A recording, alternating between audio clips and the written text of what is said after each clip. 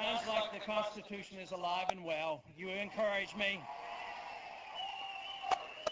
You know, it shouldn't be that difficult to figure out what we should be doing, because we have a lot of problems. We have fiscal problems. We have foreign policy. We have monetary policies. We have deficit problems. And where do they come from? It's because we don't follow the rule of law. We don't follow the Constitution. If we knew and understood and read Article 1, Section 8, believe me, this government would be much smaller. We would have a lot less taxes, and we could repeal the 16th Amendment and get rid of the income tax.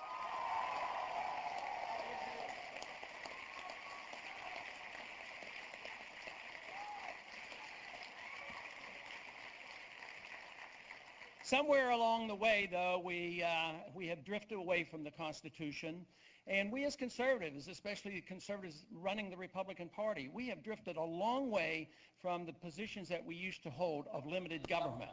And this is what we have to talk about. We have to talk about what conservatives stand for and what they should be doing, because we're going in the wrong direction. There's not a whole lot of time left, because if we continue to do what we're doing, we're going to have a financial crisis.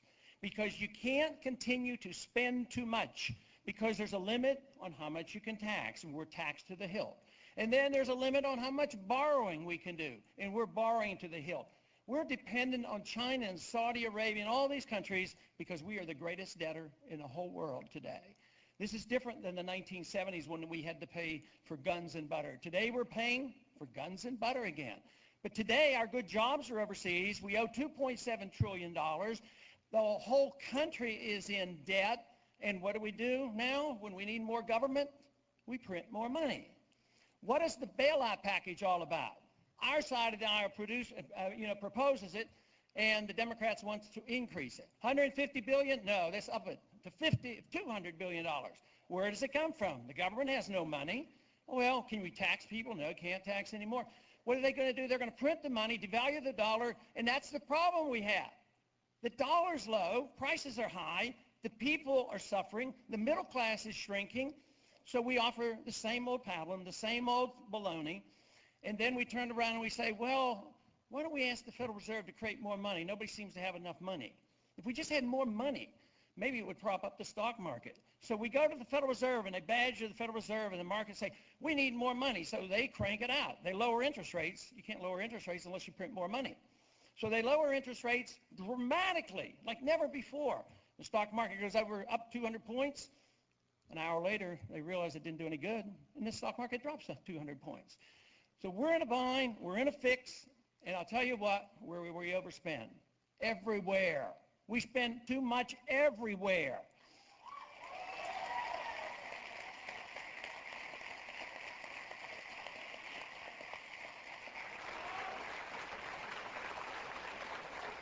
This means we spend too much money overseas, we spend too much domestically, and we don't produce like we used to. So therefore, the only answer is to be truly conservative. And to be truly conservative, you have to truly take your oath of office seriously, and that is obey the Constitution.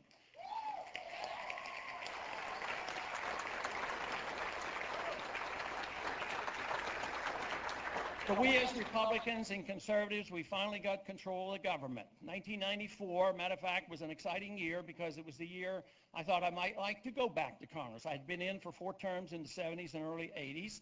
Was out, went back to medicine, delivered babies. And 1994, I thought, well, this country's getting serious. We've, changed the Congress. I'm going back and I'm going to help. So I got back in and was sworn in again in 1997 and was hopeful. In the year 2000, again, hopeful, the Senate, the House, and the presidency. But what have we done? Have we lost our way or what? I mean, remember the old days, the old Reagan days when we used to say, to get rid of the Department of Education? That's what we ought to be doing.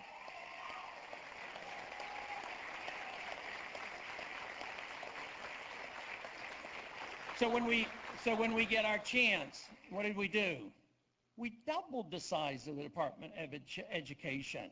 We put no child left behind. We did all these things. We've lost credibility, and now we're losing House seats. We've lost control of the House and the Senate.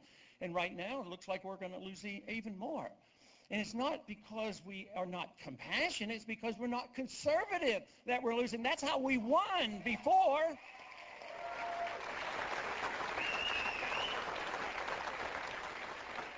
But now we have a candidate running for president who's leading the charge. One of his best friends is Feingold, campaign finance reform. Another good friend of this leading candidate, his good friend's name is Kennedy, on immigration. And then also his old-time friend, he's not in the Senate right now, but Senator Daschle used to be his good friend on taxes, to increase taxes, not lower taxes. We need lower taxes. So,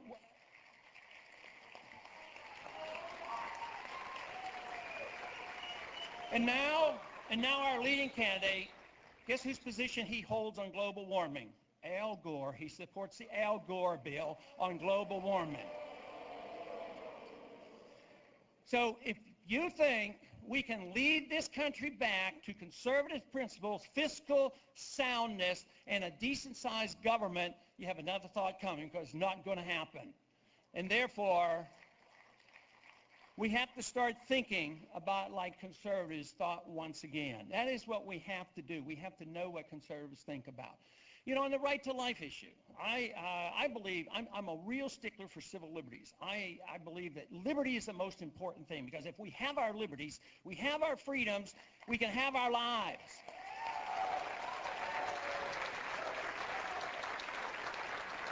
But it's academic to talk about civil liberties if you don't talk about the true protection of all life. So if you're going to protect liberty, you have to protect the life of the unborn just as well.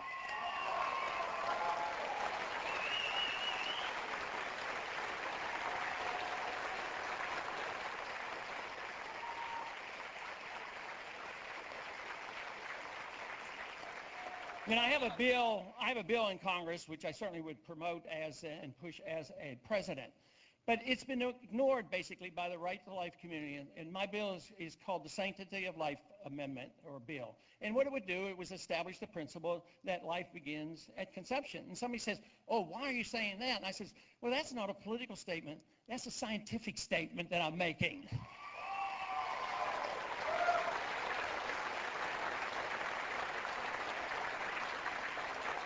It's something we could have done. I know we're all interested in a better court system and amending the Constitution to protect life.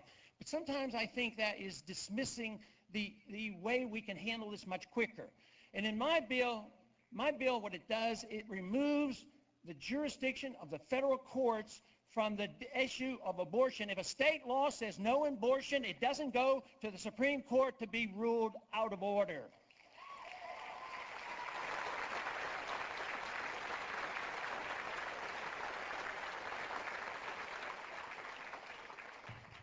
I have, since the very first time I ran for Congress in the 1970s, expressed a great deal of concern about the monetary issue, something that has been ignored. This is the first time in over 100 years that monetary policy has been discussed in a presidential campaign.